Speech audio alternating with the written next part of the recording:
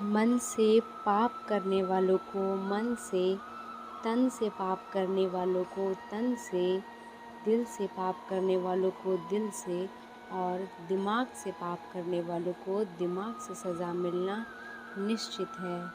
जो मन भगवान में लगा है उसे क्या परवाह है जीवन में क्या मिला है और क्या छिन चुका है। भक्ति प्राप्त नहीं की जा सकती, यह तो एक उपहार है। प्रार्थना ईश्वर को नहीं बदल सकती, लेकिन उसे बदल देती है जो प्रार्थना करता है। विचलित मन वाले व्यक्ति को मौत उसी तरह बाहर ले जाती है जिस तरह अचानक आई बाढ़ गांव के सोते हुए लोगों को बहा कर ले जाती है। देखते समय देखिए, सुनते समय केवल सुनिए, महसूस करते समय केवल महसूस कीजिए, सोचते समय केवल यह सोचिए, यही वास्तविकता कर्म है। आपका काम अपने पसंद के कामों को खोजना है, उसे खोजें, फिर उसे उस काम में खुद को पूरी तरह लगा दें। यही सफलता का मार्ग है। दुनिया में अधिकांश लोग इसीलिए असफल हो जाते हैं और विपरीत परिस्थितियां आने पर उनका साहस टूट जाता है। संसार का नियम है, जिस तरह का विचार हम अस्तित्व को संप्रेषित करते हैं, उसी तरह की ऊर्जा अस्तित्व द्वारा हम तक पहुंचती है। ध्यान रहे, विचारों का सकारात्मकता होना अनिवार्य है, तभी राह सरल और सुगम होती चली जाएगी। कभी किसी और के लिए जीने का प्रयास मत करो, किसी और की दृष्टि में अच्छे बनने की चेष्टा मत करो। हम अकेले आए हैं और अकेले ही जाएंगे। हम जैसा कर्म करेंगे वैसा ही फल पाएंगे। श्री कृष्ण कहते हैं, जो बीत गया उसे भूल जाओ, जो कर रहे हो उस पर विश्वास रखो, जो होगा उसकी चिंता छोड़ो, बस तुम्हें मात्र अपने कार्य पर करने हैं। प्रसिद्ध कार्य करने का काम नियति का है। एक बार एक भीष्म पिता ने श्री कृष्ण से पूछा, जल से पतला क्या है, भूमि से भारी कौन है और अग्नि से तेज क्या है, और कौन है जो काजल से काला है। श्री कृष्ण ने मंदमोहनी मुस्कान के साथ उत्तर दिया, भीष्म पिता, जल से पतला ज्ञान है और भूमि से भारी पाप है और अग्नि से तेज क्रोध है और काजल से काला कलंक है। श्री कृष्ण कहते हैं, परिस्थितियों से भागो मत, उनके सामने डटकर खड़े रहो। कर्म करना ही मानव जीवन का प्रथम कर्तव्य है। हम कर्मों के द्वारा ही परेशानियों से जीत सकते हैं। दुनिया नहीं जानती कि हम सभी का अंत यहीं पर होना है, लेकिन जो लोग इस सत्य को जानते हैं, उनके सारे झगड़े एक बार में खत्म हो जाते हैं। जब तक आप अपनी समस्याओं को एवं अपनी कठिनाइयों की वजह दूसरों को मानेंगे, तब तक आप अपनी समस्याएं एवं कठिनाइयों को मिटा नहीं सकते। लेकिन आप अपनी आदतों को बदल सकते हैं और निश्चित रूप से अपनी आदतों से आपका भविष्य बदल सकता है। अगर हम परिवर्तन के लिए दूसरे व्यक्ति की आने की उम्मीद करेंगे तो परिवर्तन नहीं आएगा, बल्कि हमें खुद उसको आगे लाना है। होगा जो कुछ भी तुम्हारे भाग्य में, वह अवश्य उचित समय पर तुम्हें मिलेगा। तुम क्यों परेशान होते हो? जो भाग्य में नहीं है मैं कभी नहीं मिलेगा। तुम व्यर्थ ही प्रयास कर रहे हो, इसीलिए जो मिला है उसे उचित तरीके से बिना फल के काम किए करो। जन्म सफल तभी होगा जब कोई आपका दिल दुखाए तो बुरा मत मानना। कुदरत का नियम है, जिस पेड़ पर सबसे ज़्यादा अधिक मीठे फल होते हैं उसको सबसे ज़्यादा पत्थर पड़ते हैं। जब टूटने लगे हौसला तो बस यह याद रखना, बिना मेहनत के हासिल तख्तो ताज नहीं होते। अंधेरे में ही मंजिल की जुगनू कभी रोशनी के मोहताज नहीं होते। अगर केवल ज़रूरत पर ही अपनों को याद करते हैं तो बुरा मत मानिए, बल्कि गर्व कीजिए, क्योंकि मोमबत्ती की याद तभी आती है जब अंधेरा होता है।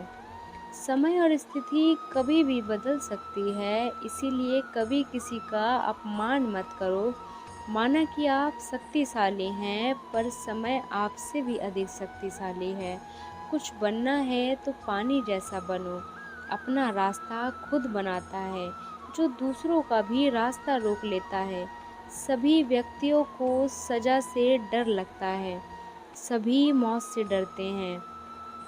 बाकी लोगों को भी अपनी तरह समझो, खुद किसी जीव को ना मारो और दूसरों को भी ऐसा करने से मना करें। हम चाहे तो अपने आत्मविश्वास और मेहनत के बल पर अपना भाग्य खुद लिख सकते हैं, और अगर आपको अपना भाग्य लिखना नहीं आता तो परिस्थितियाँ हमारा भाग्य लिख देती हैं। हर किसी के अंदर अपनी ताकत और अपनी कमजोरी होती है। मछली जंगल में दौड़ नहीं सकती, उससे पानी में राजा बन सकता है, और इसीलिए अहमियत सभी को देनी चाहिए। श्री कृष्ण कहते हैं, कर्म पर तुम्हारा अधिकार है, लेकिन कर्म के फलों में नहीं। इसीलिए कर्म को फलों के लिए मत करो, ना ही किसी काम को करने को तुम्हारी आ सकती है। क्रोध से मनुष्य की मति मारी जा सकती है, जिससे स्मृति भ्रमित हो जाती है।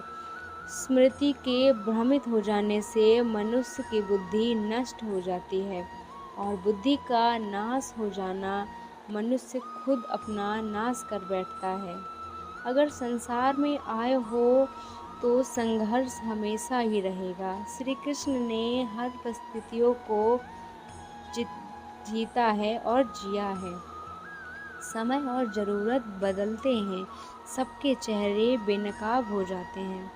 पता नहीं, या तो हमें कुछ कमी आ जाती है या वह अभिनय अच्छा कर लेते हैं। दर्द का एहसास तब होता है जब खुद को ठोकर लगती है, वरना दूसरों को तो सिर्फ लहू ही नज़र आता है, दर्द नहीं। लोग कहते हैं ज़िंदगी मिली है अपने हिसाब से जीने के लिए, लेकिन वही लोग सुबह होते ही किसी और के हिसाब से जीने चले जाते हैं।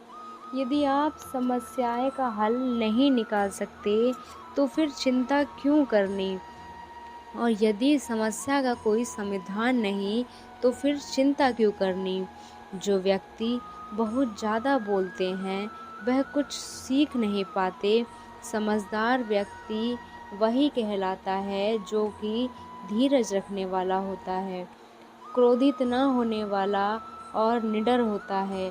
अगर व्यक्ति से कभी गलती हो जाए तो कोशिश करें उसे दोहराए नहीं, उसमें आनंद ढूंढने की कोशिश ना करें, क्योंकि बुराई में डूबे रहना दुख को न्योता देता है। डर का अभाव होना साहस नहीं, बल्कि डर पर विजय पाना है। बहादुर आदमी वह नहीं जिसे डर नहीं लगता, बल्कि वह है जो डर पर विजय प्राप्त करता है। इंसान एक ऐसा प्राणी है जो अपने लक्ष्य के लिए जीता है। उसके जीवन का यही अर्थ होना चाहिए, अपने लक्ष्य के लिए कोशिश करते रहना चाहिए, उन्हें प्राप्त करना चाहिए। उपवास हमेशा अन्य का क्यों, लोभ, लालच, चुगली, काम, क्रोध और गंदे विचारों का भी होना चाहिए। जीवन में जो भी करो पूर्ण समर्पण के साथ करो। प्रेम करो तो मीरा की तरह प्रतीक्षा करो,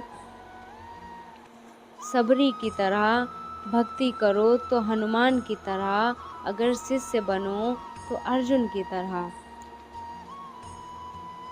जीवन में कौन आपसे मिलेगा यह समय तय करेगा। जीवन में आप किससे मिलेंगे ये आपका दिल तय करेगा। लेकिन जीवन में आप किस किस के दिल में बने रहेंगे यह आपका व्यवहार तय करेगा। इंसान को अपनी खुद की नज़र में सही होना चाहिए, क्योंकि दुनिया तो भगवान से भी दुखी है। आपके पास जो कुछ भी है उसे बढ़ा चढ़ाकर मत बताइए, ना ही दूसरों से ईर्ष्या कीजिए। जो भी दूसरों से ईर्ष्या करता है उसका मन कभी शांत नहीं रहता। आप चाहे कितने ही पवित्र हो शब्द पढ़ लीजिए, आप कितने ही पवित्र शब्द बोल लीजिए, लेकिन आप उन्हें अपने जीवन में नहीं उतारेंगे तो उसका कोई लाभ नहीं।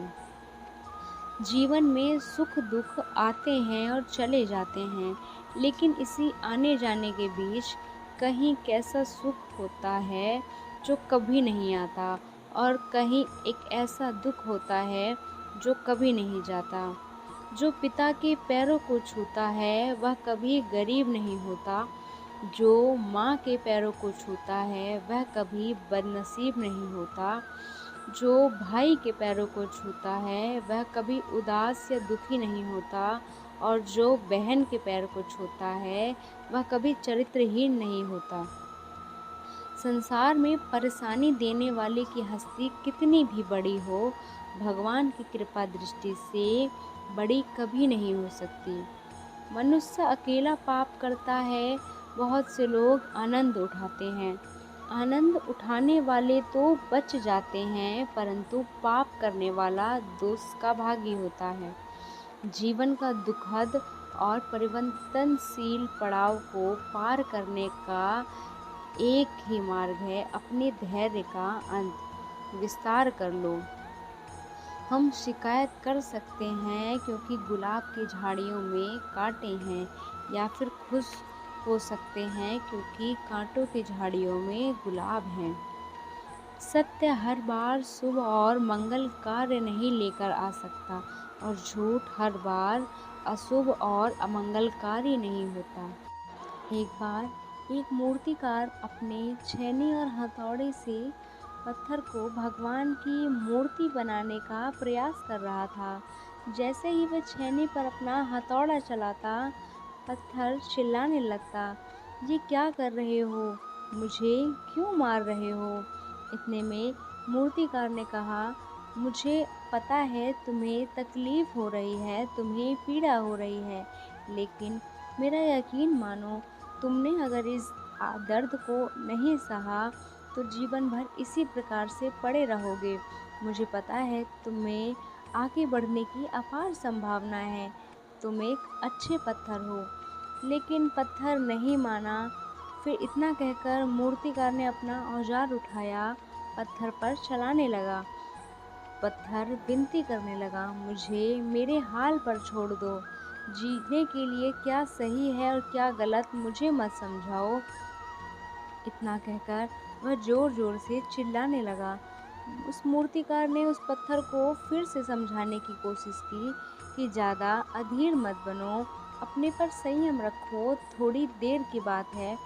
तुम यदि आज इस दर्द को सह लोगे तो मैं तुम्हें भगवान की मूर्ति के रूप में स्थापना कर दूंगा। फिर दूर दूर से लोग तुम्हारी पूजा करने आएंगे, पंडित लोग तुम्हारी सेवा करेंगे।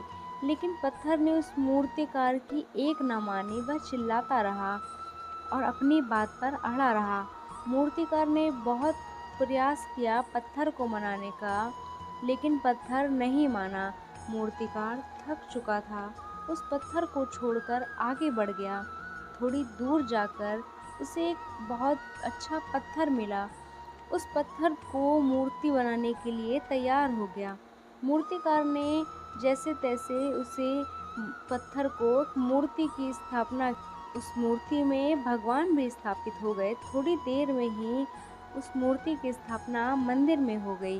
धीरे धीरे लोग पूजा पाठ करने आने लगे। वह मंदिर बहुत ही ज़्यादा प्रसिद्ध हो गया। अब धीरे धीरे करके दूर दूर से गांव के लोग वहां पूजा पाठ करने आने लगे। फिर एक दिन उस पत्थर को उसी मंदिर में लाया गया और उसे एक कोने में रख दिया गया। आते जाते उस पर नारियल फोड़ते लोग, और वह कोई नहीं, वही पत्थर था जिसने वो दर्द नहीं सहा था। अब वह मन ही मन बहुत पछता रहा था और दुखी हो रहा था और अपने आप को कोस रहा था। काश उस दिन उस तकलीफ़ को सह लिया होता तो आज वहाँ मेरी पूजा होती। इसी प्रकार अपने जीवन में हमेशा याद रखिए, जब भी आप अपने करियर की शुरुआत में किसी काम को कर रहे हो, पढ़ाई कर रहे हो या कोई काम कर रहे हो जिसमें आपको दर्द है, तकलीफ़ हो रही है या ज़्यादा मेहनत करनी पड़ रही है, तो आप डरिए मत, किसी और रास्ते की शुरुआत मत करिए, क्योंकि कोई और रास्ता आपको सफलता नहीं दे सकता। अगर आप उस दर्द को आज सह लोगे, तो जीवन में ज़्यादा मजबूत बन जाओगे और हमेशा आगे बढ़ते रहोगे। हमेशा याद रखना, आपको पहले पत्थर की तरह नहीं, दूसरे पत्थर की तरह बनना है। दोस्तों, इस वीडियो में बस इतना ही। अगर आपको हमारे वीडियो पसंद आए तो हमारे वीडियो पर लाइक करें, चैनल को सब्सक्राइब करें।